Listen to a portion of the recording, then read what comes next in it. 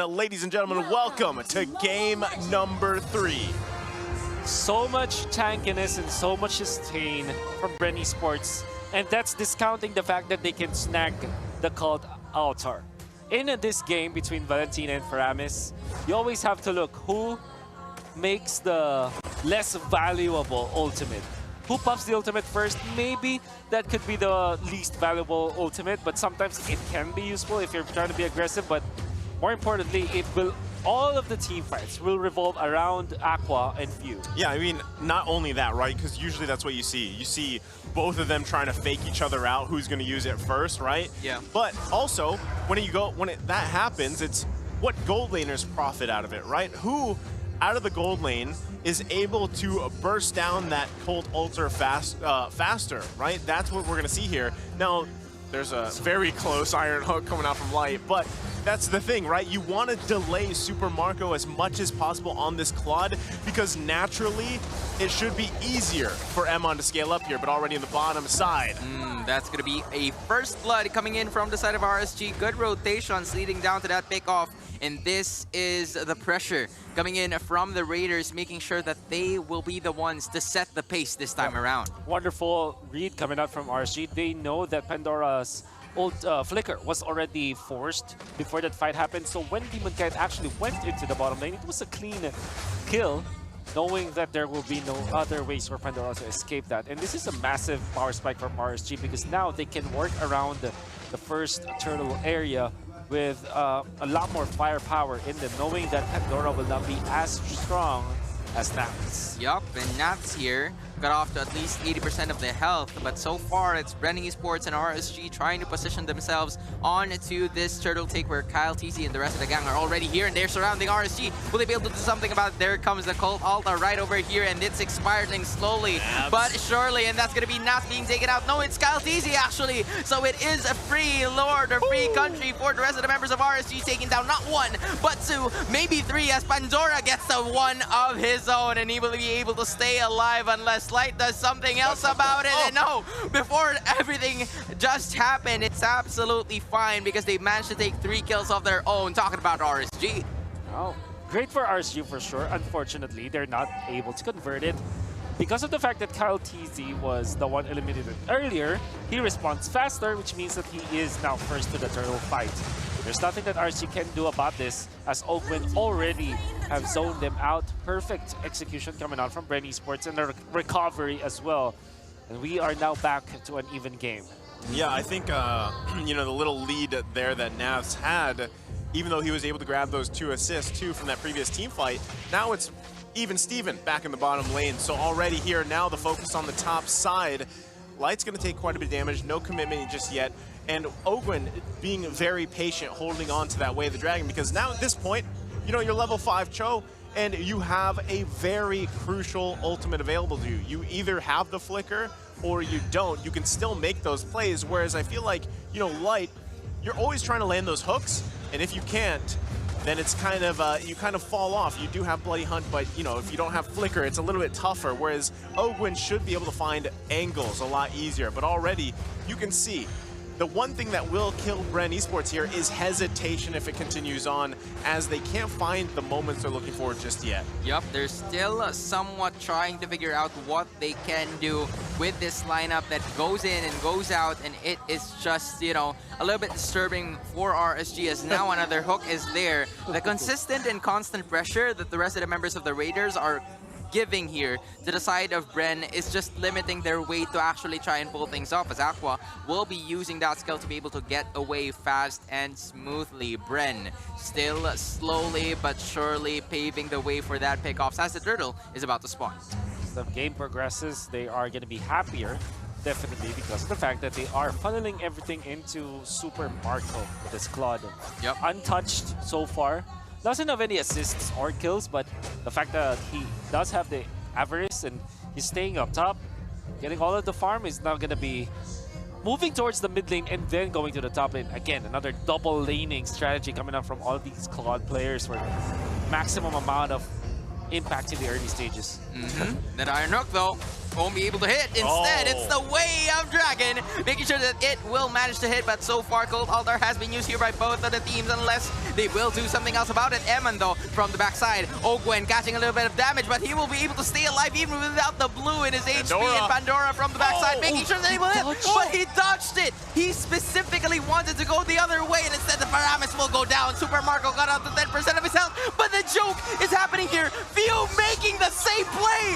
My oh my, it's Kyle Teasy and the rest of the members in remaining, and they were able to turn things around. Kyle Teasy and Pandora say bye-bye. RSG managed to take it all, and it's still 2 heroes because Demon Kite and Nats went down the same way. So much jukes happened in that game. I love the fact that Eman, instead of going to the left, which he already conditioned Pandora he will go to, it was a head and shoulder fake that we saw from that. He went to the right side instead, and the flicker coming out from Pandora was wasted. But that wasn't the only juke that happened. You saw that from Super Marco and Few all together. Nats, his own sprint was wasted because of that. And arguably, this went in favor of Bren Esports because now Super Marco is at 4K.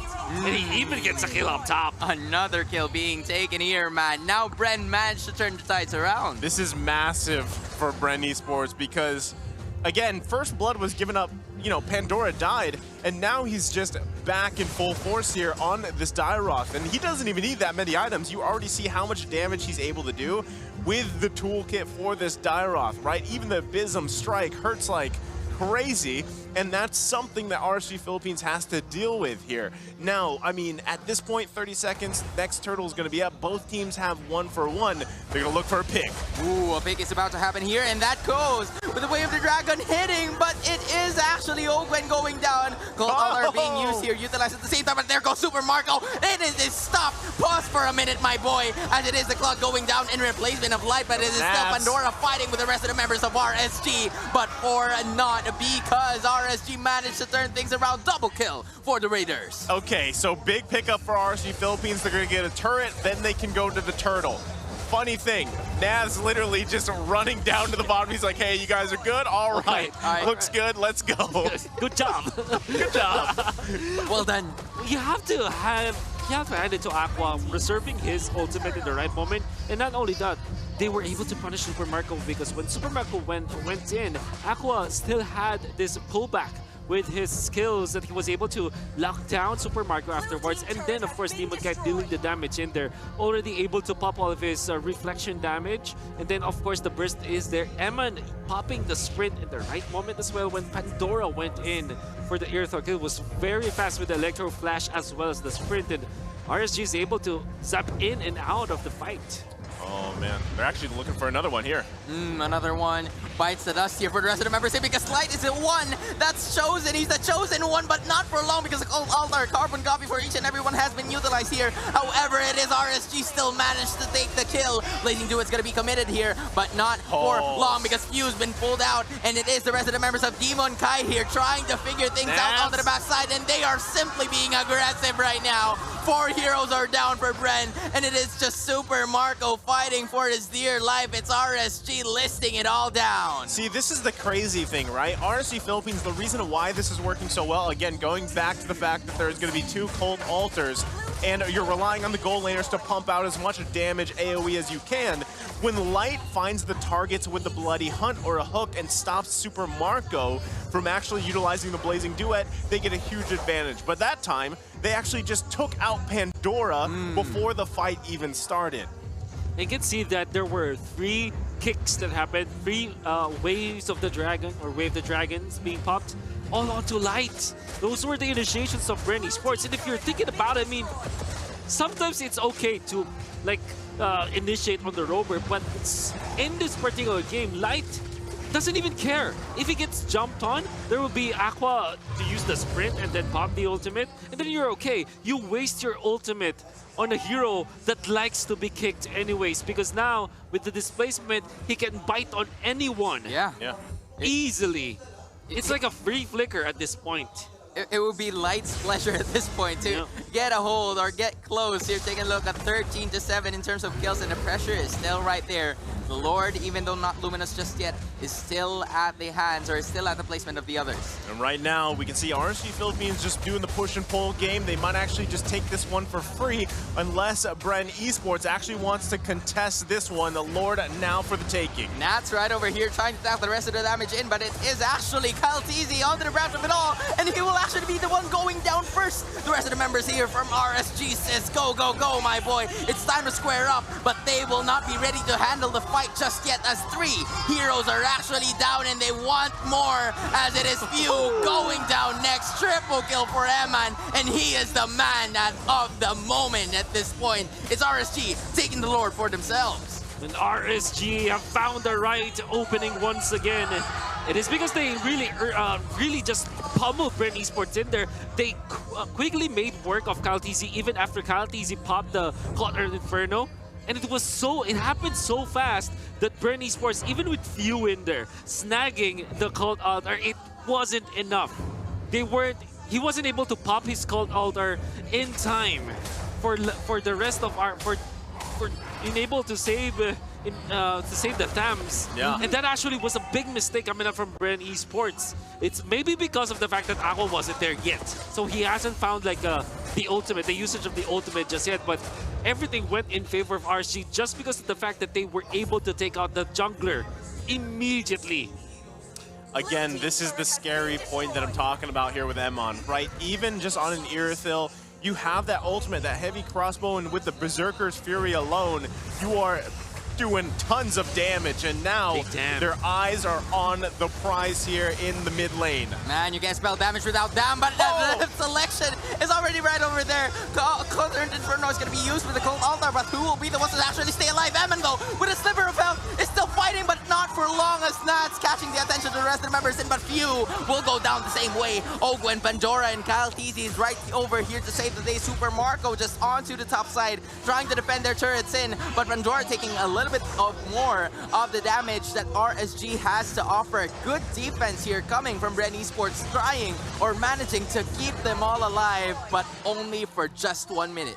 They managed to find the kick that they were looking for, and Eman is already shut down by Bren Esports. Finally, for the longest time, we've seen Ogwen just initiate onto Light.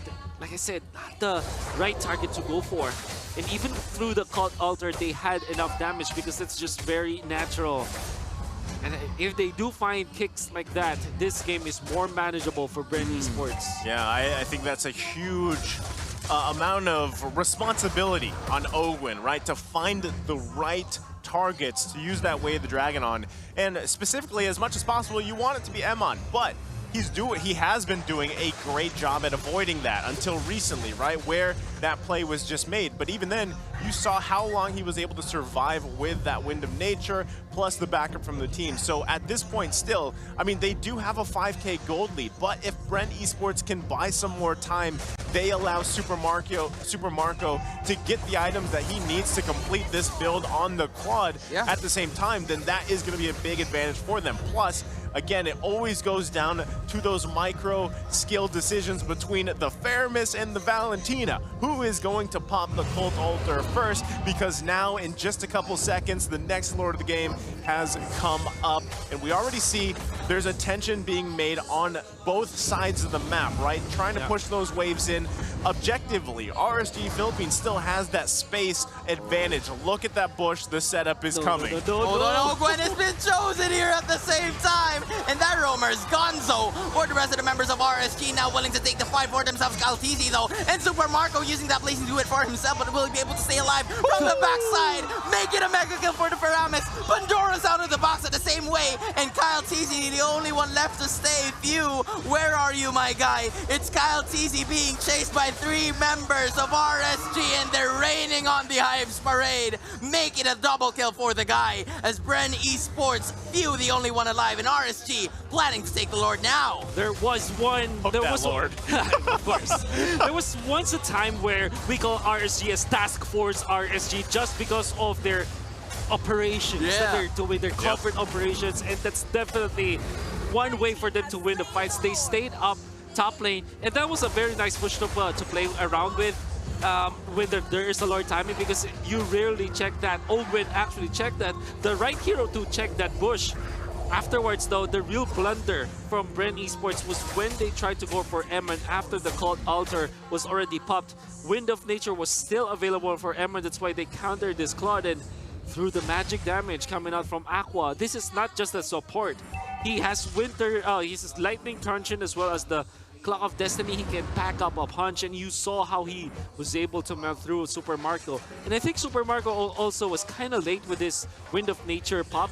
When he first jumped onto Eman, Eman can easily attack with just the nature of the hero. He can attack while moving, and when it was a fraction of a second late, when he popped his Wind of Nature, already he was put solo by Eman, and that was Aqua who finished the kill afterwards. Well, right now, here we go. They already get the bottom and top turrets are down. They're probably going to lose the mid one as well. Lord still needs to be worked on, but RSG Philippines looking to get into the base of Bren. They're going. And right now, Kaltisi onto the front lines. Will he be able to do something about it? Light, though, is going to be chunked down, and so will the Lord. And right now, it's going to be another hook. Crucial coming in from the side of RSG, and that is going to be the Valentina being taken out. The veteran view is out, and it's the rest of the youngsters coming in, hopefully trying to defend the base, and they might just be able to do it. And now they're locking it in. They might be able to finish the game, but hold on, Winter Dirge is going to be used by Demon Kite, and he will be able to escape. And it's RSG covering it all. No minions, and it might just be the end, but they're not letting Super Marco go, and it's RSG taking the win. There we go, the Raiders finding a series win here against the Hive Bren Esports. What a performance once again from RSG Philippines. And what a performance by Bren Esports.